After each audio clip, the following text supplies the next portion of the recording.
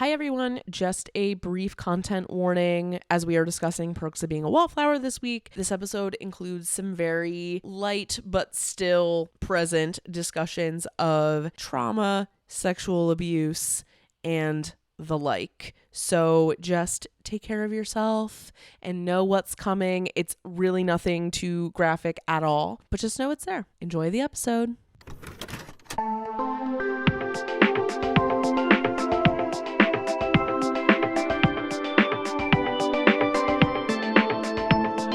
Welcome to Sleepover Cinema, where we analyze the films that created the collective unconscious of those whose high school friend groups were made up of hot, self-declared outcasts. I'm Hannah Leach. And I'm Audrey Leach. We are the sister filmmaking duo, also known as Two Pink Productions, and we haven't stopped thinking about these movies since we first saw them. Get a little tongue-tied there. Not really. We're going to explore the good, the bad, and the nonsensical of the movies that first inspired our love for film in an attempt to answer the question, are these movies actually good? And at the end of the day, do we really care if they are? Today we are talking about 2012's The Perks of Being a Wallflower. Dear friend, I haven't really talked to anyone outside of my family all summer, but tomorrow is my first day. And I really want to turn things around this year. You know, they say if you make one friend on your first day, you're doing okay. Hey, freshman toad! Go get him! Come on, hop! Let's move it, boys! If my English teacher's the only friend I make today, that would be sort of depressing.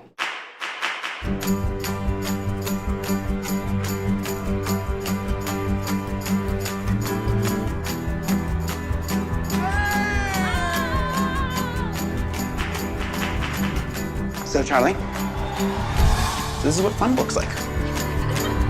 Welcome to the island of misfit toys. Do you like football? Love it. Be aggressive! Passive aggressive! What is she doing? Don't worry, she does it all the time. Do you think if people knew how crazy you really were, no one would ever talk to you? Come on, let's go be psychos together. So what are you gonna do when you get out of this place? I really want to be a writer, but I don't know what I'd write about. You could write about us. Call it Slut and the Falcon. Make us solve crimes. C-, ladies and gentlemen, I am below average! Below average! Why do I and everyone I love pick people who treat us like we're nothing? We accept the love we think we deserve.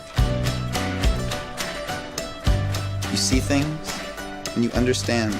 You're a wallflower. I didn't think anyone noticed me. I know there are people who say all these things don't happen. I know these will all be stories someday. But right now, we are alive.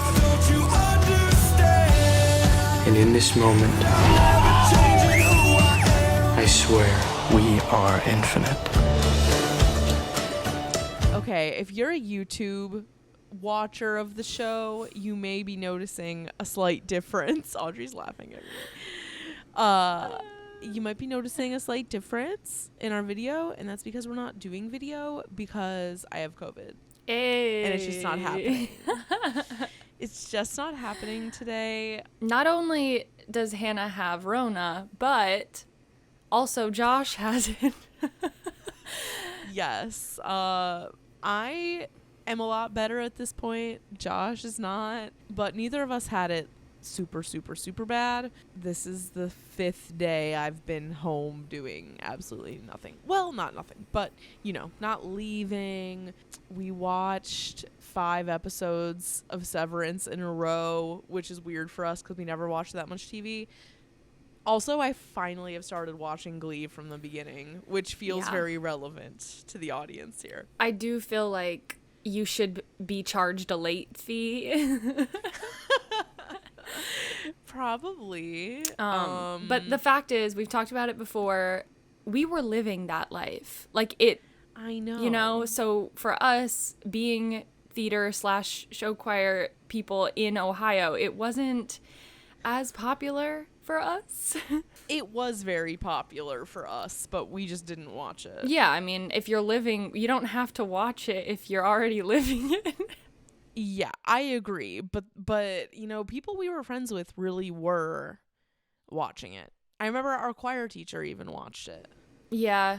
Which, speaking of which, I know it changes as the show goes on, but like, why is Matthew Morrison the main character in the first season? I think it was just like a method to get into the show. Like, I don't think that the intention was ever that he was going to remain the main character. But yeah, I remember thinking that was odd too. He has the most relevant arc that he has, or like the biggest arc that he has, is in the first season, and everything after that is like, okay. He's unacceptable. Like, yeah, everything about his performance is unacceptable.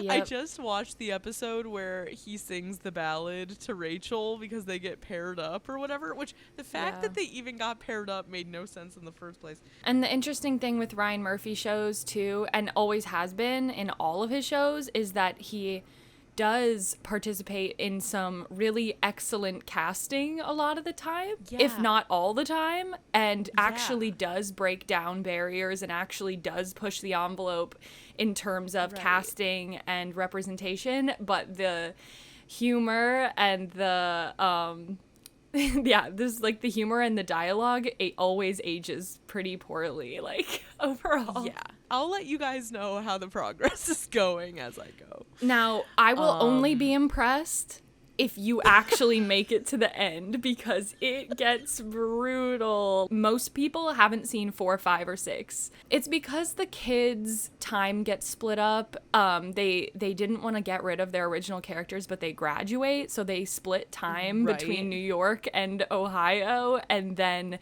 you get new high schoolers, and you just don't care about them as much as you did. Right. You got to get to the point where fictional Rachel Berry is playing Fanny in the fictional Broadway Funny Girl show. Oh, is that what happened? Yeah, like Rachel Berry gets the role. Oh, that explains a lot. Yeah. So now that it's happening in real life, the bitch has talent. Yeah, I no mean, matter what anyone says. Like, I'm sorry, like, I am a Spring Awakening stan, and you know how recently there was that documentary released about Spring Awakening, and it was like the cast coming together and performing the show. I was at that show. You were? Yeah. I didn't realize that. Yeah, we got tickets. They were expensive because it was all the money was going towards the Broadway equity fund thing, and then they messed up the like the machine that scanned the tickets, like, broke down before the show, and so we stood out there in the cold in like February for like 2 hours, and we were like, what are they gonna do? So they didn't even have us go to our seats. It was a free-for-all. They literally were like, go, go, go, because the whole thing was being taped for HBO. We didn't even get to sit in our seats. So we ended up sitting like further back than we were supposed to, which sucked. And then after, the next day, they sent an email like, if you want your money back, you can, even though it was a fundraiser. And so Hunter and I got to go for free at the end of it. Wow. How much did you pay? I think they were like almost $200 per person. Yeah. Yeah. That's not as bad as they could have been, honestly. Yeah, but we were in like the back. Like, as you got closer, it got up to like 5,000, you know, like something crazy. Right. That makes sense. Because it was a full reunion too, right? Yeah. It was lit. It was honestly amazing. Side note, it's funny. Okay, nobody could really know this, but in the Thumbelina episode, I had COVID, and now in this episode, you do. And I remember when we were recording that one, I also coughed and almost lost my life. We've gotten to the point where we are going to do another song versus song hot take of the week, because they are way more entertaining to me than like any other. I don't know why, but they are. Yes. We got I'll Be your crying shoulder. I'll be love versus Iris by the Goo Goo Dolls. And I don't want the world to see me, 'cause I don't think that they'd understand. I would pick Iris for sure. Because I'll Be is too, like, it's too, like, almost, like, country adjacent. Like, it's too... Is it, like, too Nickelbacky? Even though they aren't country, but you know. I'll be... I don't even know the words. The awkward thing about Iris, though, is that it's a great slow dance song, but then 2/3 of the way through, it has this weird instrumental break that's, like, impossible to dance through. Yeah. What does Iris sound like again? Iris is, and I don't want the world to see me. It's like that over. one? I love that one. So let's get into this actual movie. We're talking about The Perks of Being a Wallflower today. It was released on September 21st, 2012. For anyone who wants to know, that was the beginning of my senior year of high school, which makes it extra potent. It is rated PG-13, and it was written and directed by Stephen Chbosky, who is the author of the novel of the same name. It's an adaptation of the novel. Stephen Chbosky also, in like the film world, wrote Jericho, randomly wrote the screenplay for the Beauty and the Beast live action. So we've got an Emma Watson apologist. Yes, that's what I was thinking. I was like, I guess it's because of Emma Watson. I don't really know. But there's also an upcoming Prince Charming Disney live action ? And he's writing the screenplay for that. And he also wrote the screenplay for Wonder. But he's definitely best known for Perks of Being a Wallflower. Okay, so, and just for those who haven't read Perks of Being a Wallflower, which I feel like a lot of you guys probably have because it's just one of those books. But it has sold 1.5 million copies since it was published in 1999. It was 1.5 million copies as of 2016. So that's even after the movie came out. It was a #1 New York Times bestseller for more than a year. It won the American Library Association Best Book for Young Adults in 2000, Best Book for Reluctant Readers in 2000 as well. It was really important in terms of like, I don't know, like LGBT representation in books for us when we were younger. And it dealt with heavy topics. And it's like very much like a banned book. It's like one of those sorts of books. It's the type of book that makes you feel cool when you're young. Like when you're reading it, yes. You're like, oh my yes. God. You're like, this is literature. Like whoa. They're drinking. Yeah. Like they say penis once probably in this whole book. And that's edgy. We have 3 different synopses, as is kind of usual at this point. All right, so the first one comes from Letterboxd, and it is Pittsburgh, Pennsylvania, 1991. High school freshman Charlie is a wallflower, always watching life from the sidelines, until 2 senior students, Sam and her stepbrother Patrick, become his mentors, helping him discover the joys of friendship, music, and love. ...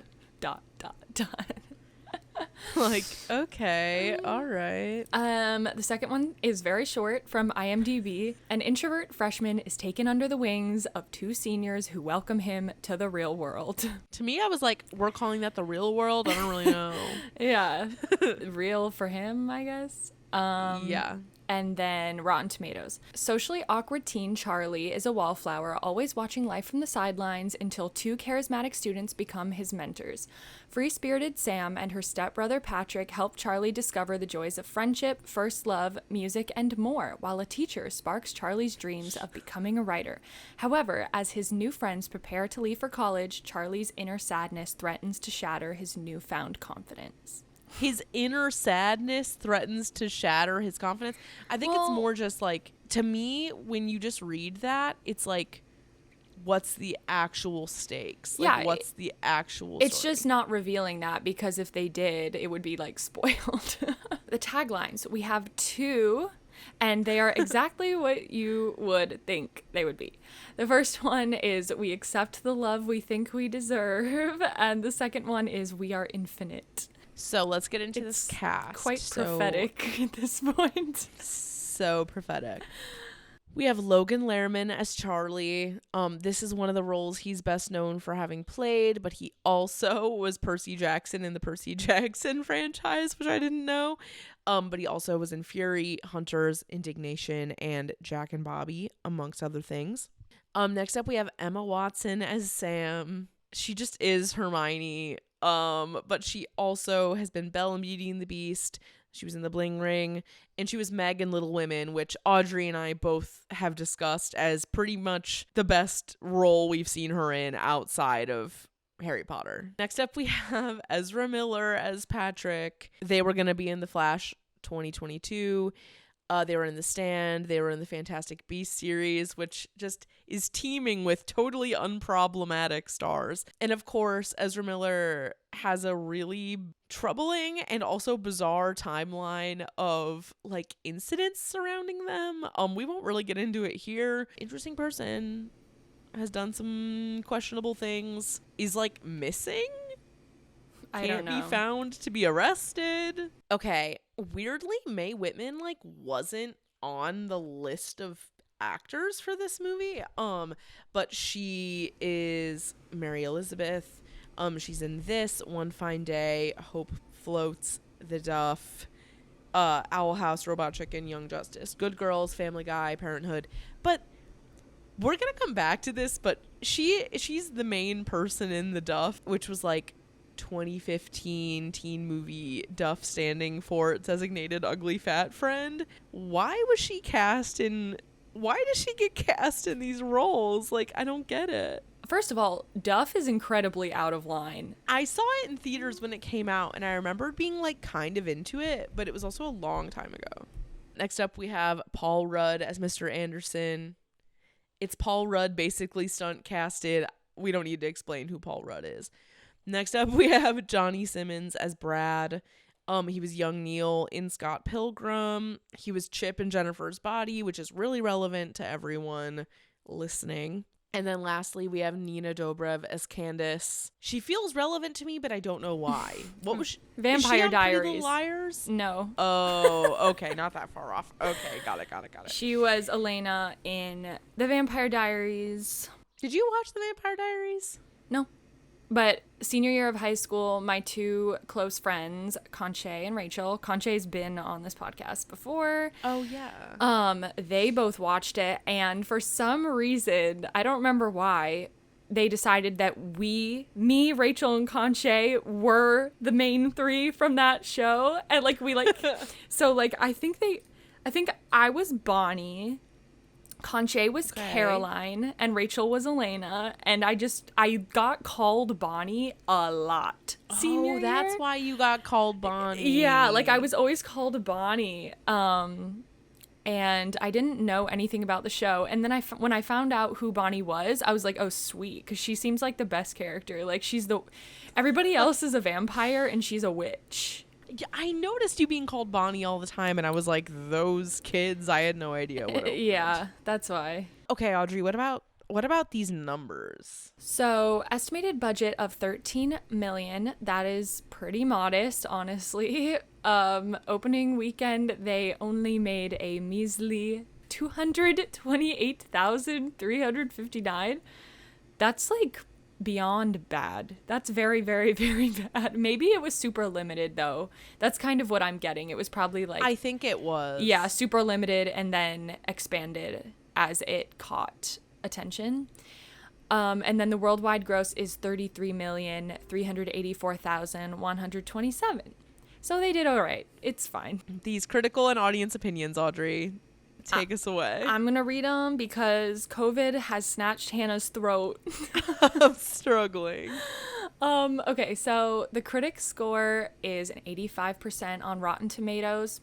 It's really good, actually. That's really nice. A nice score. I know, I was surprised. The critic consensus is The Perks of Being a Wallflower is a heartfelt and sincere adaptation that's bolstered by strong lead performances. The critical opinions, we have 4.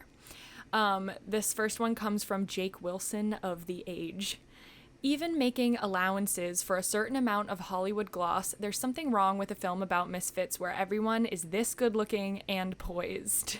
They're not misfits. They're just not. No. No. Like when Emma's character is like, welcome to the island of misfit toys.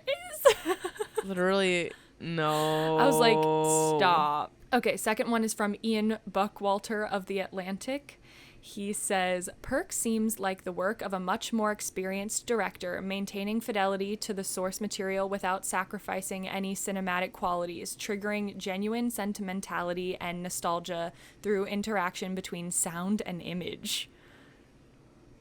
Ian was throwing down. Come on, Ian. He's writing an essay today. The third one is an honest, affection-hooking, coming-of-age drama which proves that there is life beyond Hogwarts for Emma Watson. I mean, there is life, but she's close to death.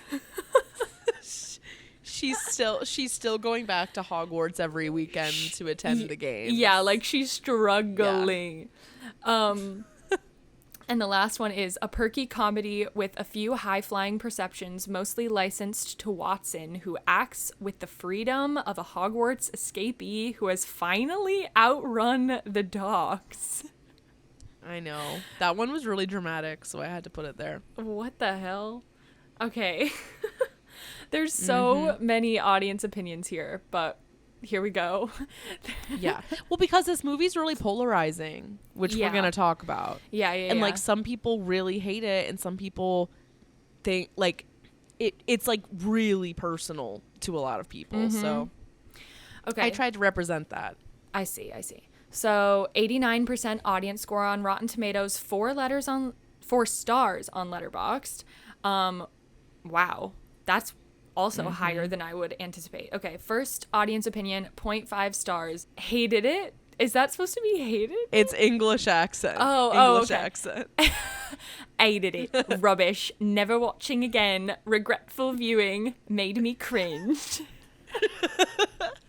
Good job. 5-star review. A film that never fails to make me cry. The music in the film is beautiful. The storyline of the film is heart-wrecking. The script in the film is both tragic and magnificent. Definitely a must-watch.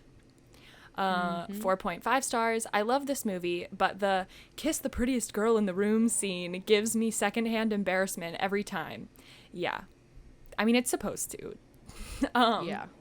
A 5-star review. Charlie, Sam, and Patrick, I love you, but how the fuck did you not know a David Bowie song? Yeah, there's a lot of that. But it's funny too, because like I was in that boat. Like when I first saw the movie, I didn't know We Can Be Heroes. Like I didn't know that song. Another 0.5-star review. There's a scene where he's like in a car or something and he says some deep line like, I'm the king of the world, but it's not that, but it's not as good as Titanic, and it made Hayden and I laugh really hard when we heard it. Bad movie. Who's Hayden? I don't know. I have no idea, but Hayden's a character in that review. 0.5 stars. Edgy Tumblr trash that cannot justify its existence. Now, that's a question of chicken or the egg. Yeah, I agree. And then on Letterboxd, a 5-star review from Logan Kenny.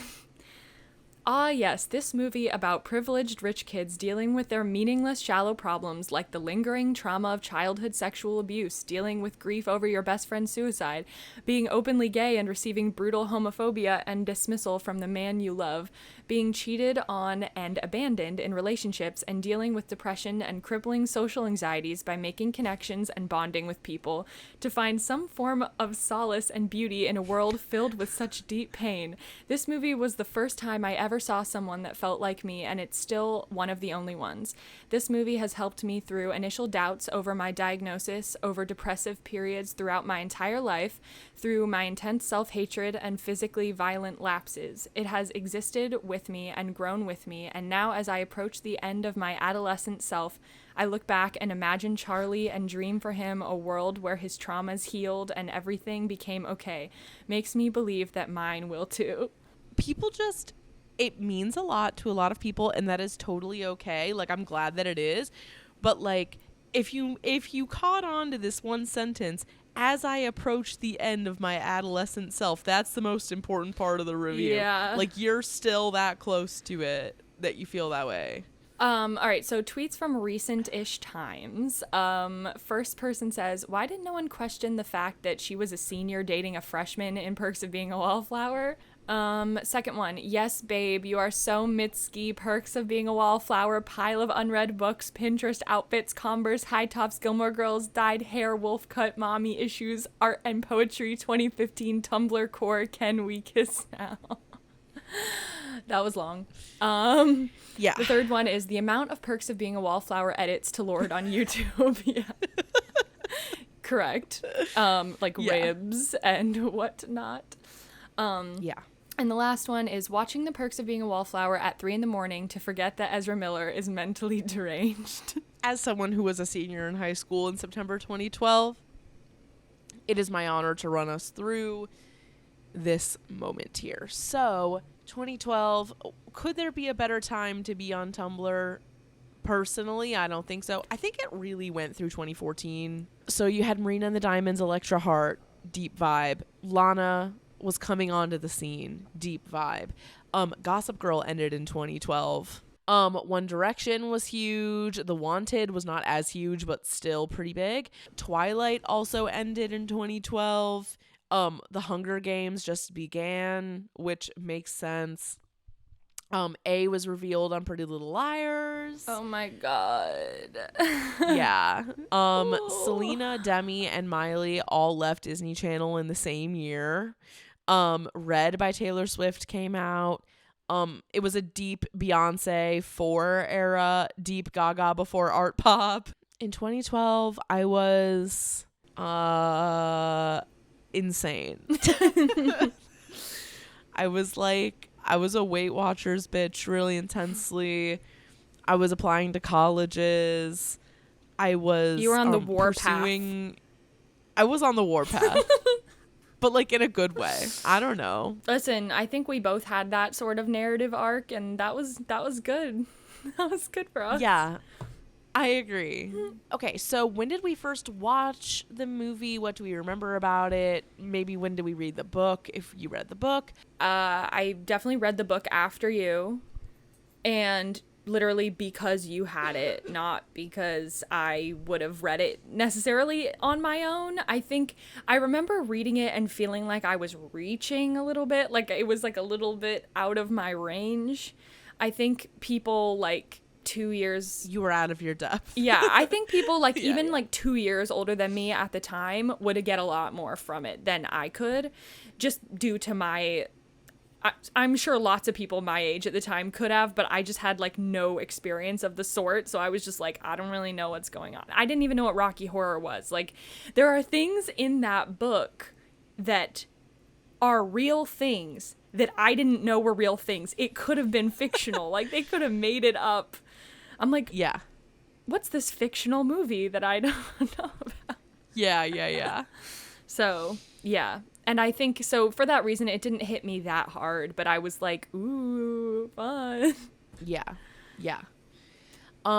So as I described in the 500 Days of Summer episode, the emo to hipster pipeline, this book was very in vogue with that group of people. So me and a select group of friends, especially me and my best friend in high school, we were very that. But I wrote down here, you see someone toting around that yellow-green paperback around school, and you know they're listening to Bon Iver on the school bus. Yeah. Because it's true. This book was just a really, really, really big deal to a lot of people in my little group, and the movie coming out was also a huge deal. But I remember when the movie came out, it didn't really live up to my expectations, mostly because of Emma Watson, which just in the book, I don't know, and I'll kind of say this in the second half, but I feel like in the movie, like, they hinge so much of the specialness of the Sam character just in, like, our whole generation's collective love and nostalgia for Emma Watson, more than her being, like, all that fleshed out. Yeah. Whereas in the book, she's a lot more fleshed out, and I didn't picture her being like Emma Watson literally at all. I remember I went and saw the movie in theaters with my high school best friend and then this other girl I did theater with who didn't go to our school. And my friend cried in the theater like really intensely. My best friend cried in the theater really intensely, and my other friend like wasn't crying, and I like wasn't crying. And it was a vibe. And I'm pretty sure we went out to dinner beforehand. I actually don't know when I saw the movie the first time. I think roughly when it came out, but I don't remember if I saw it in theaters or like what. I don't know. Yeah. I saw it at Cedar Lee, which is the theater right down the street from me now. So it was kind of a big deal. Like, we drove to Cleveland Heights to like see it at like the cool theater. Yeah, like it was a moment. When I tell you that going from Solon to Cleveland Heights was like going to the big city or something, like it was. It like, really was. It's so funny to think about now because our parents, I know, are there and you're there, and it's just like different. But it's like you drive to Cleveland Heights and you're like sure someone's gonna give you weed, like as a 15-year-old, like that's how it felt. And like we have tales about that theater and like things. Oh yeah, actually wait, this would be a good time to bring up. Should we bring it up in the second one? Yeah, we could tell the story. Keep the Cedar Lee Theater in the front of your mind, because it's very relevant to things that happen in the second or in the movie. This movie was on Hulu. Yeah. Not to say anything about runtime, but let me just say it was a really good runtime. And you should go give it a watch because we will have a lot to say. BRB.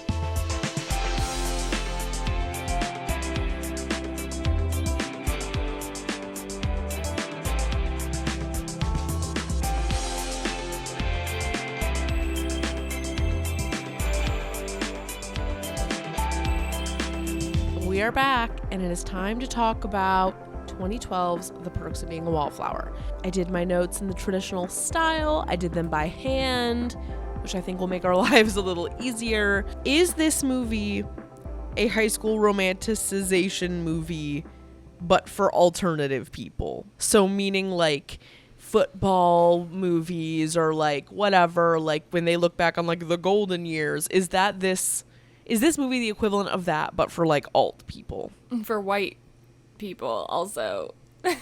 I also have written that down a lot too. This movie's a lot about emo white people. But yeah. Straight out the gate, just like the first half hour, 40 minutes of this movie, I was like so uncomfortable. Like I was cringing so hard for a few reasons, mostly just because it falls into a lot of tropes of the era. Like, why are the Smiths carrying this movie on their back? I don't understand. And why was that like a trend? Because it was. I know. I think it's probably because like late 80s writers were probably coming into their moment more, like kids that or like writers that grew up then. Yeah. And they like loved the Smiths. And you know, when Sam's like, it sounds so much better on vinyl, like shit like that. Hate. I also hate it when movies list what music is good, like when they like name drop a bunch of bands. I mean, this like you just movie is infamous for that. Books, music, movies, culture in general. And it's interesting because it's like, it is cringy to hear, but teenagers do talk like that. It's chicken and the egg because, you know, there's people watching and listening to this that are like literally writing down every piece of media mentioned and then wanting to go make it their whole personality after the fact. You know what I mean? Yeah. But as far as the book is concerned, that is a real thing. And just also the amount of mix making that happens. Mm-hmm. Well, hey, extreme. You know about that. Yeah, but I wasn't doing it the way that they did it. You did it with CDs. Like it's just like your version. It's different. It's less effort. It's less high effort. No, yeah, I shouldn't talk shit like that because I know there's like a CD that Adam gave me, like my good friend Adam gave me, that was like so immaculate because we were both on like our emo unrequited love shit in high school. I guess the unfortunate thing for me that wins me over or like makes me buy into the movie is Ezra Miller. They come off so authentically in this movie. And it's one of the most, I think, like, natural fit performances that I've seen.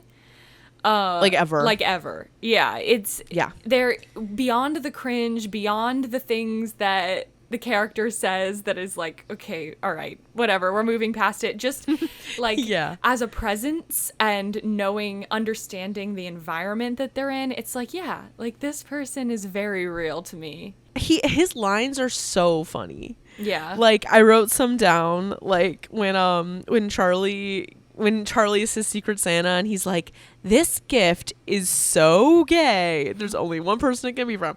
And also from that same scene when he's like, Patrick is he, delve into our facilities, emerge a star. Yeah. Like Patrick is just really funny. Yeah.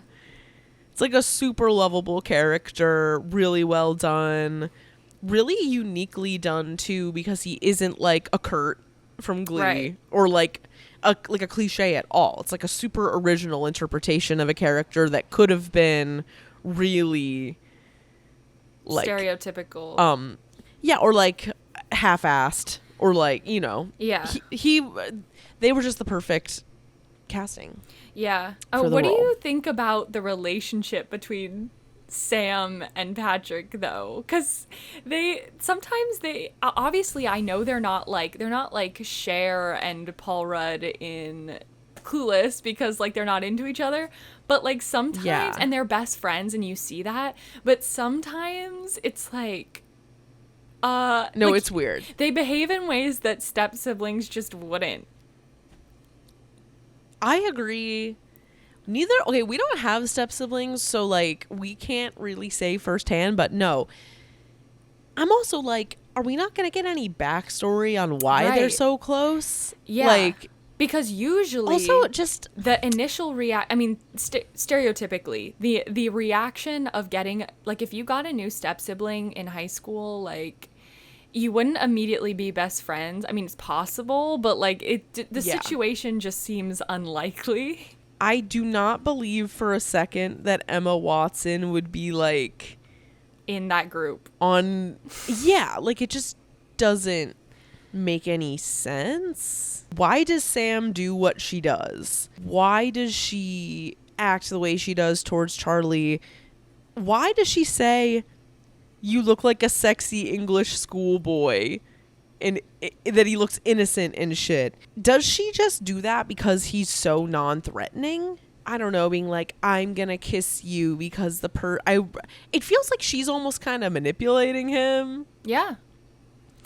But like it does. But it's like, it's not really asking you to look at it with that level of nuance. It's just asking you to look at it like, that's nice of her because he has a crush on her. I don't know. Right. Well, I actually wrote down that it's a really, really similar dynamic to 500 Days, but without the hateful angle. Yeah, it is. Yeah. And like his romanticization of her, seeing her, you know, hearing and seeing, and it actually is very similar because you know how like he oversteps, like he sees her issues and he oversteps and is like, why are you with a guy that doesn't treat you right? Like he's judging her really hard, but he also is in love with her, and it's like and there's the kind of comparison of what's going on with his sister and her relationship and how he feels like, kind of like, not to use emasculated, but kind of in terms of being able to help his sister because she's older and she's like, leave me alone, I can handle this. And so Sam is like his route to kind of get out that energy of like wanting to protect her. But then you also have the added layer of him being sexually assaulted. Yeah. So there's a lot of people with issues in that regard. Yeah. It's like a really dense herd of people with like sexual abuse in their background. Yeah. Which isn't really all that unlikely because I feel like cycles of trauma work that way. Like it's all a chain reaction. I think also going back to the romanticizing thing, this movie does a really good job. Well, it's a combination of the movie doing a good job and the casting doing what it does of making us see her in the same way that Charlie does, as like this flawless person, or like, even she's not flawless, but basically like she's so pretty that it doesn't matter. And a lot of that is just her being herself, like, or it's just Emma Watson being there and being Emma Watson. And you know what's wild about that is that people like that exist. It's like, yeah, those people where they're so like, their presence, they're so pretty and their presence is so like enigmatic that like, or like draws you in, that it actually affects their life trajectory. Like it, oh totally, it actually does. I mean, it's just textbook pretty privilege. Yeah, that can contribute to a lack of self-awareness, and I think it can also contribute to a lack of self-reflection and kind of like, like deeper, like digging deeper about yourself. I don't know. Yeah, well, that's also, you could apply all of that to just like white people. Like, it's the same thing. There's like tiers of it. So, it's like there's like bigger groups, and then you can like keep narrowing it down.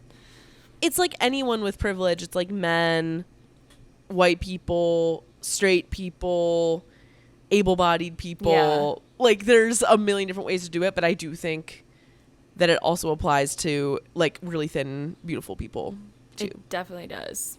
Hot people effect. Another thing that I really don't like is in the beginning, where I was cringing the whole time, when he's like, I used to have friends, but she doesn't like to say hi to me anymore. I'm like, what is that line?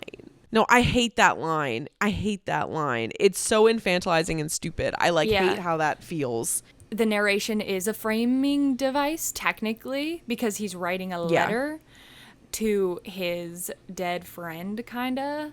Sort of. They never reveal who the friend is, even in the book. No, and let me just say something. Let me just get this out in the open. I never realized how closely of a copy Dear Evan Hansen is to this book. I actually wrote that down. It is actually alarming to the point where I can't even ignore it. Like, I don't know how I never put that together, and I think both of those things, Dear Evan Hansen and this movie, have a similar kind of perception in the public from people that don't know what they're about. They think that it, like with Dear Evan Hansen, it's always like, oh yeah, isn't that like a gay kid being bullied for like having his wrist broken or something? And then you go see it, like literally that's what I thought. And then I saw it and I was like, what? I was like, wait. I was like, oh, this is about a troubled kid who is straight and then has basically lies about being close friends with a kid who committed suicide, and then writing fake letters and shit, and then having a crush on his sister. I feel strongly that Perks of Being a Wallflower is the good version of Dear Evan Hansen. There's this song. Do you listen to Muna? Yeah. There's this song on the new album called Kind of Girl that you can sing the entire chorus of You Will Be Found over it, and it works perfectly. And I hated myself for noticing it. I could get up tomorrow, talk to myself real gentle, work in the garden. Even when the dark comes crashing through, when you need a friend to carry you, when you're broken on the ground, you will be found. Obviously, Charlie has been through real trauma. Yeah. I'm not trying to say that he hasn't. However, the amount of pity he gets and the amount of pity he feels for himself is extremely vintage feeling already. Like, you just wouldn't have a movie like this now. Oh, yeah, you wouldn't. And if there was, it would almost be Brave.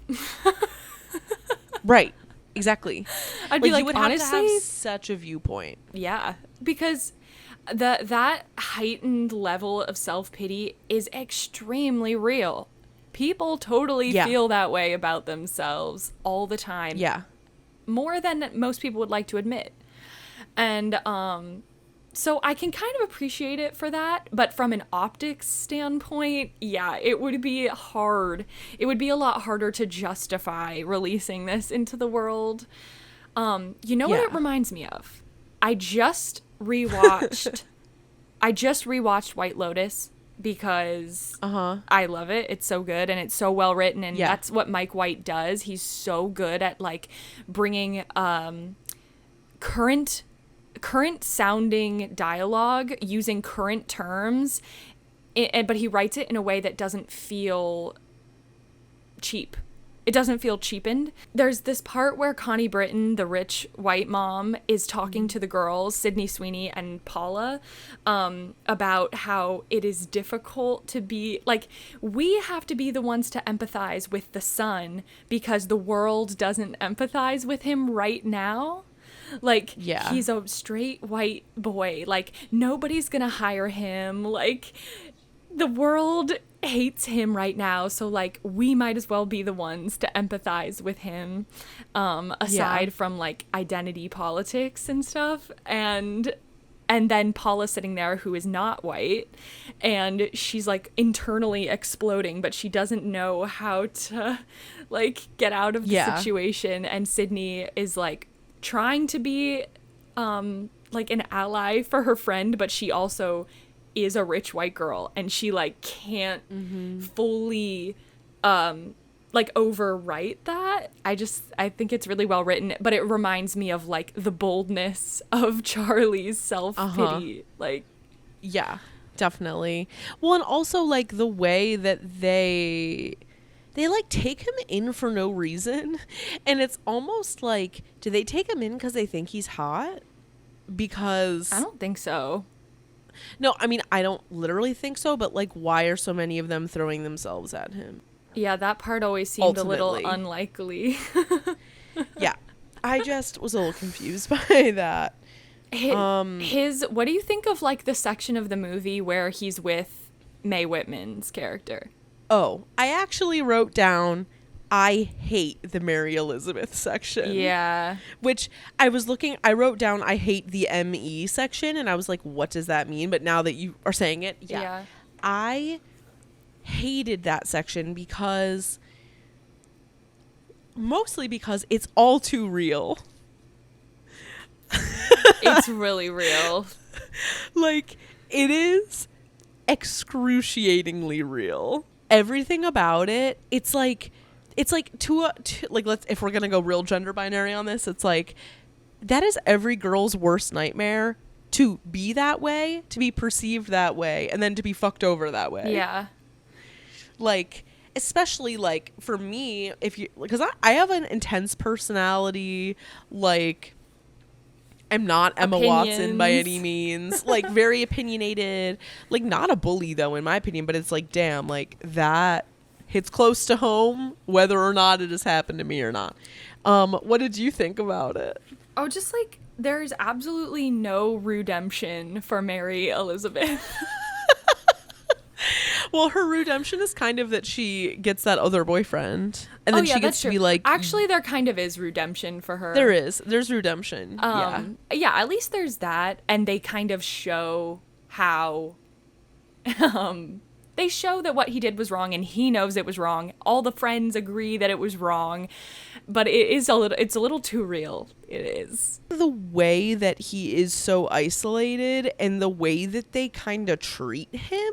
Yeah. Like, the way that Emma Watson is like, Charlie, like, he's not a baby. They infantilize him like he's a baby so hard. And they treat him that way before they even know what his baggage is. Right.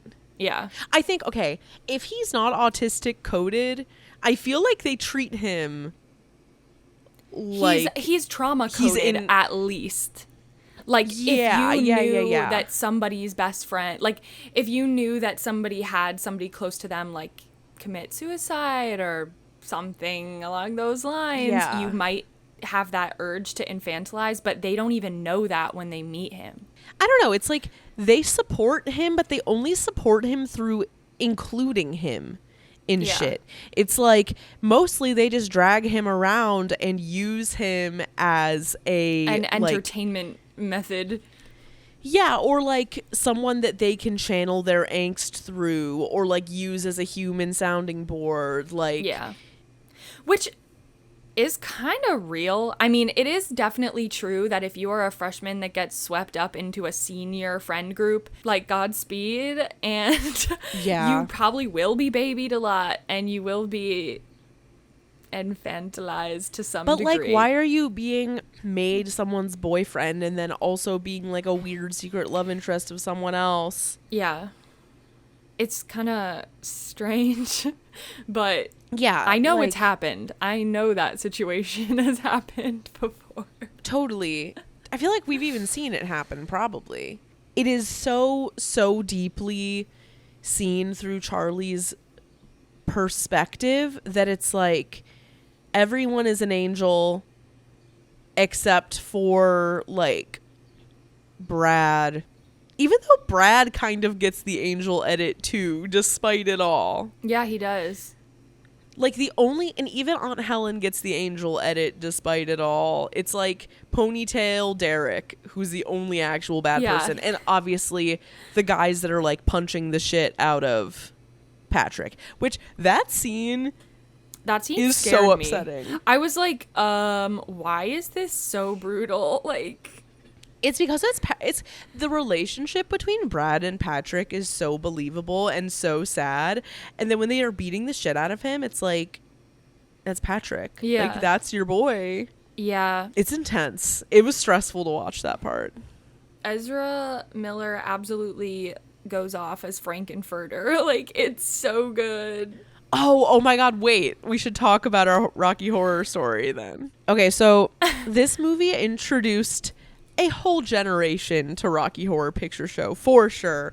And for that, I cannot commend the movie enough. Especially because so many of the people that saw it were probably baby gays or like weird art kids. And Rocky Horror is just the perfect thing to cater to that audience. And for those who don't know, because I feel like there's some people that might not know, so I'm just going to throw it out there. Rocky Horror Picture Show is this camp classic from the 70s, I think.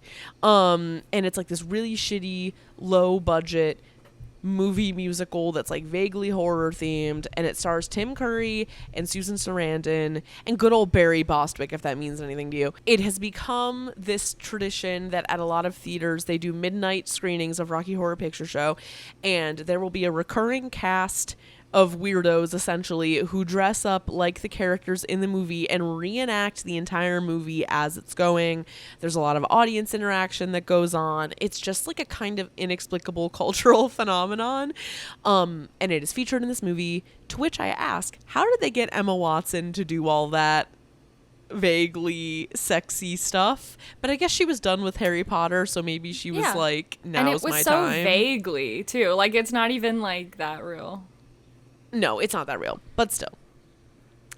Anyway, so currently down the street from me, there is like an artsy movie theater, like a small movie theater, that Audrey and I went to the summer after my senior year of college, with a bunch of my friends to go see Rocky Horror Picture Show. One of the best and worst parts of going to Rocky Horror is that it is your excuse to dress like a slut. Like Halloween.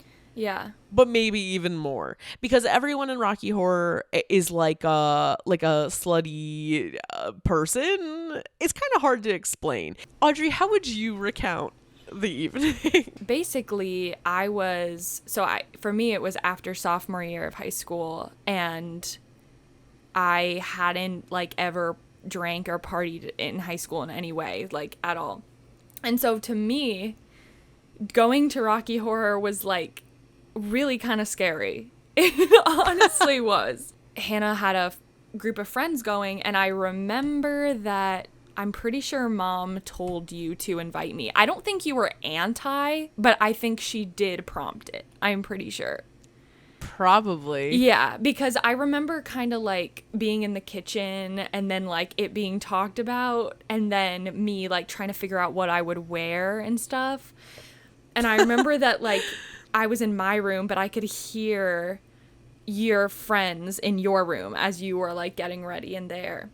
So I kind of remember that and just being like nervous, even though I was friends with all the people that were going. Like, it's not like that wasn't weird or anything. Point is, we go, it's fine, it happens. I definitely felt out of place and like I did not know what was going on. And the thing with Rocky Horror is that if it's your first time, when you go, you're supposed to draw a V on yourself for like Rocky Horror Virgin, basically, with like red lipstick. And then at the beginning of the film, you're supposed to go up to the front and then basically, I don't know if this is what they do everywhere.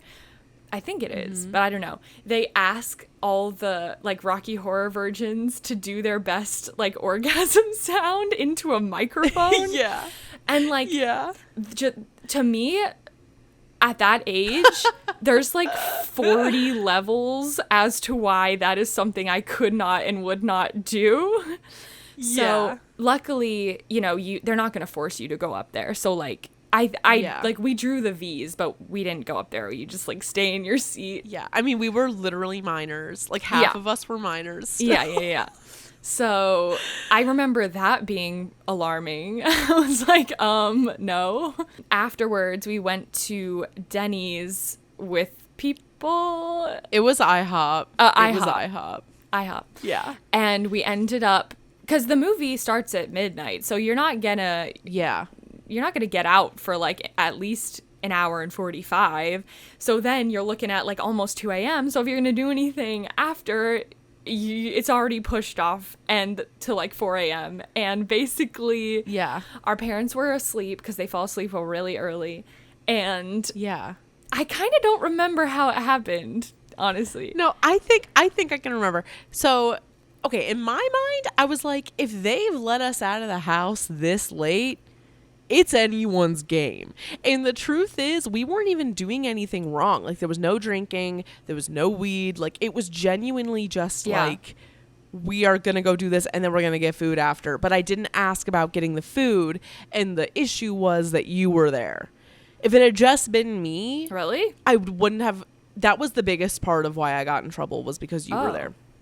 That's funny. Yeah. I wouldn't. At least that's that. what I recall. I'm sure that if Mom is listening to this, she would have a third perspective on this if she remembers. But I can also very clearly imagine her being like, I don't remember what happened. All I know is we got home really late and they tried to ground me.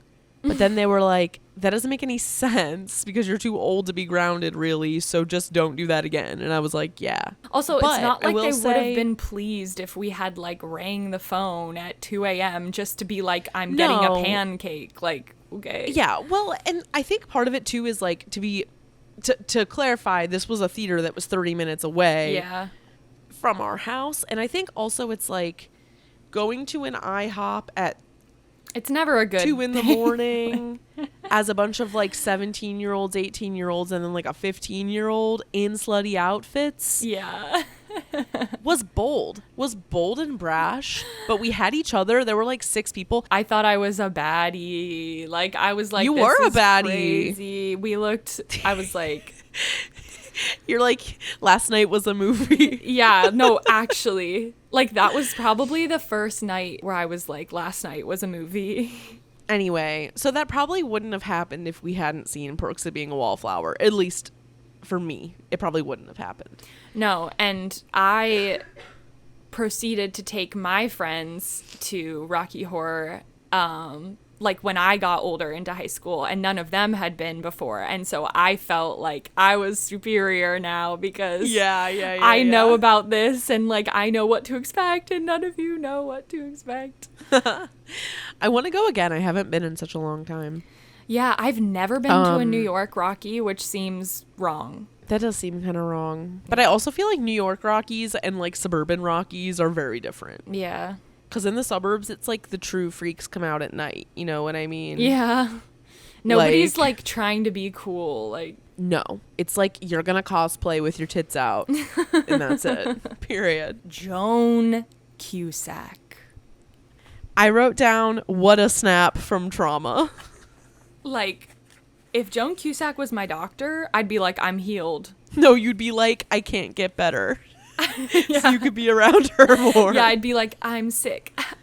I wrote down that Sam's bedroom is the Tumblr blueprint because it really is. In dated/problematic, I wrote, this bitch gotta stop bringing up his aunt.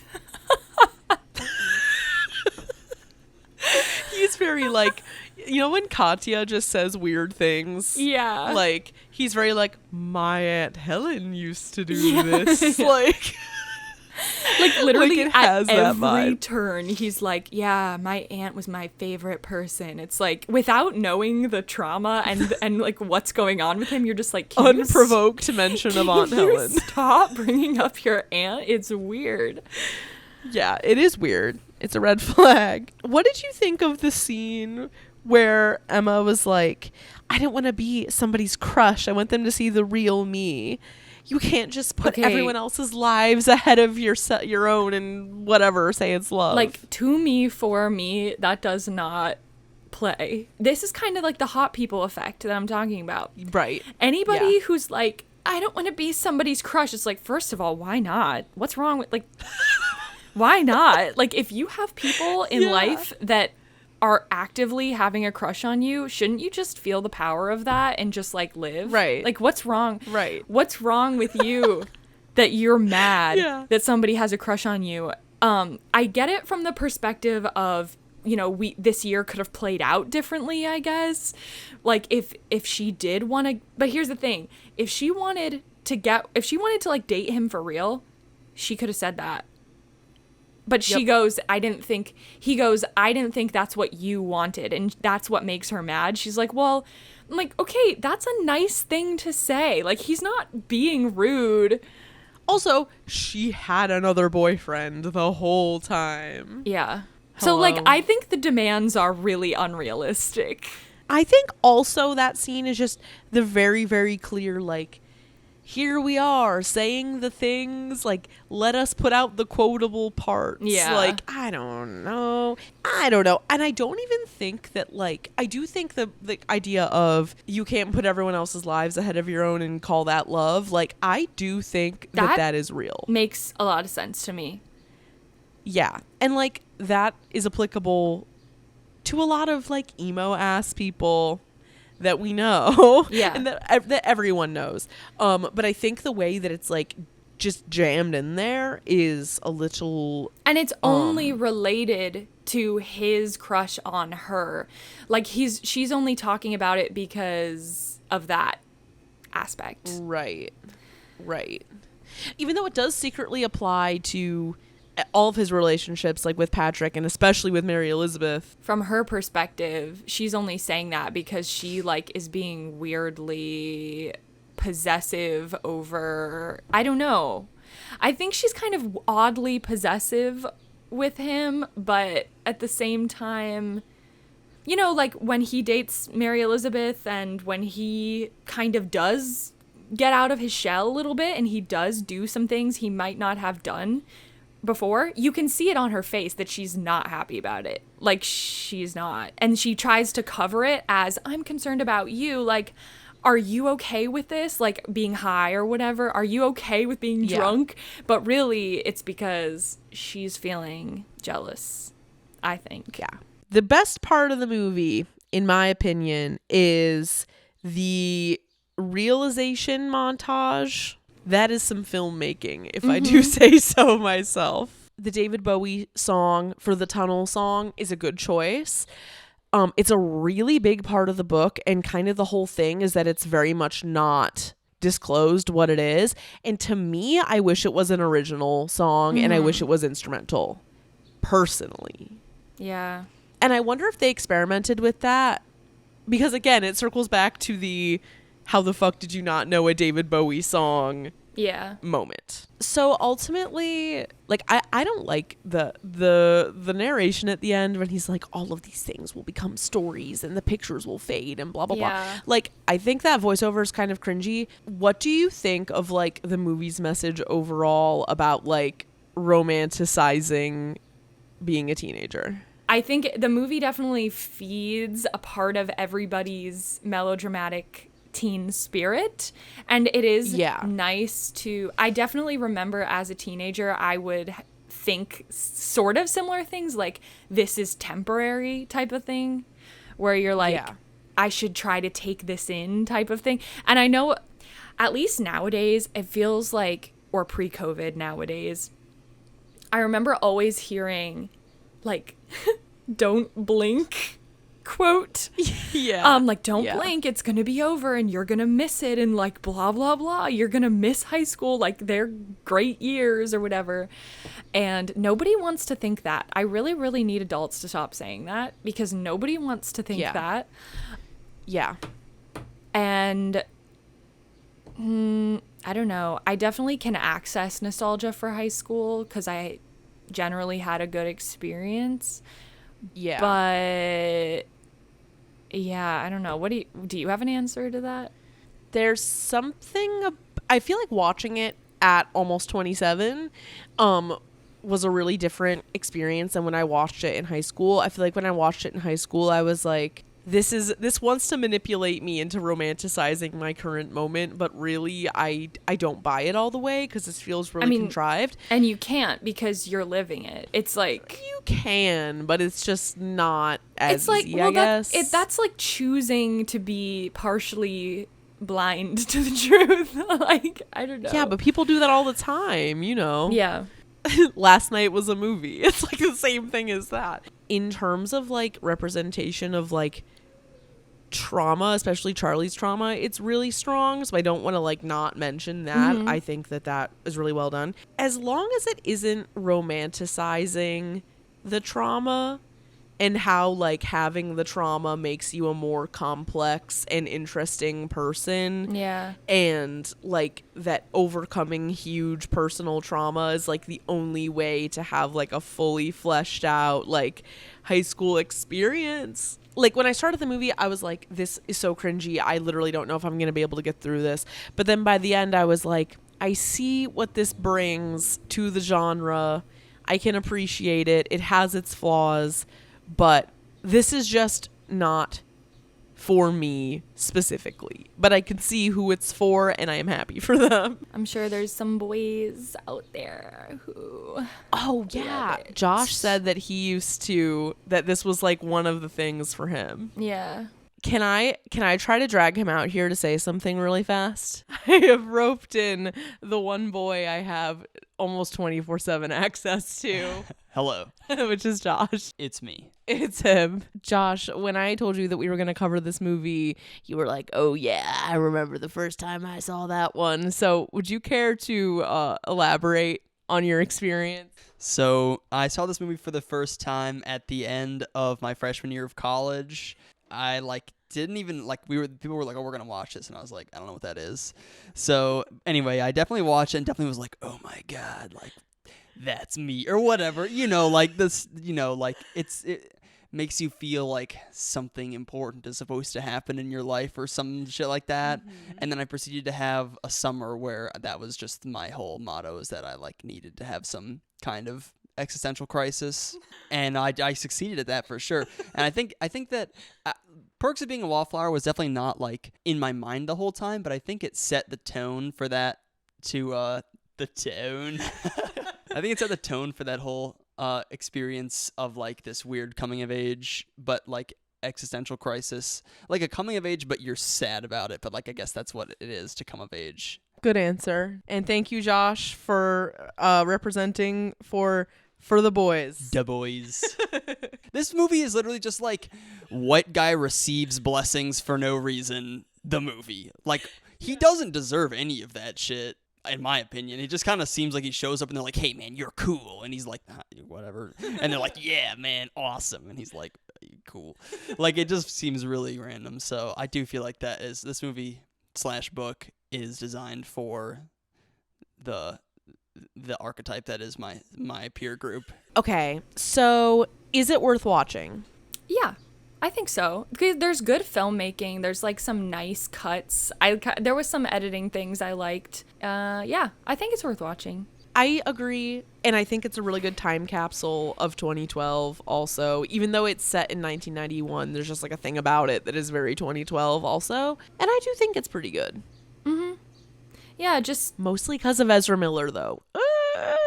Also, this is coming from two people with relatively small amounts of trauma. So just keep that in mind, too. I know it means a lot to a lot of people, and I'm happy for them, and I'm not trying to shit on them for liking it. Neither. I mean, it to me, it's kind of akin to, like, okay, it's better than this, but, like, it's sort of akin to The Fault in Our Stars in the whole it means a lot to certain people thing, and, like, not everybody gets that, and if it means a lot to you, that's good. Okay, everyone, thank you for going on this journey with us. We really are on a road here. We will be back next week as always. We have a lot of exciting guests coming up. We've been saying it, and you probably are like, you're lying. So, but we're not lying. We're not lying. So normally we'd say like bye, and we are saying bye, but we are now girls that read our credits every time. So I'm not going to hold us to that, but we're going to try it. I think we should. So listen, it's not just the credits. There's important information. Where can they find us? You can find more from us at evergreenpodcast.com/sleepover-cinema and keep up with our latest creative projects at twopinkpictures.com. We're on Instagram, Twitter, TikTok, and YouTube at Sleepover Cinema and post a full video version that I work very hard on of each episode on YouTube and Facebook every Thursday. Also, please join our Discord server at the link in the episode description or on evergreenpodcast.com/sleepovercinema. Also, sorry I was so congested this whole episode. COVID really has me going through it. But please join our Discord server. It's so fun. We talk in there every day. It's a great place. Also, you can check out our merch at twopinkpictures.com/shop. We got t-shirts, sweatshirts, stickers, and much more. And if you like the show, if it brings back memories for you or makes you think differently about movies that you love, share an episode or two with a few friends, leave us a review on Apple Podcasts, letting us know what you'd like to see next. Just leave us sweet nothings because it's nice of you to do. Sleepover Cinema is a production of Evergreen Podcasts, produced, edited, and engineered by us, Hannah and Audrey Leach. Sleepover Cinema is mixed by Sean Rule Hoffman with theme music by Josh Perelman Hall. Executive producer is Michael D'Aloia. Bye! Bye! We are infinite.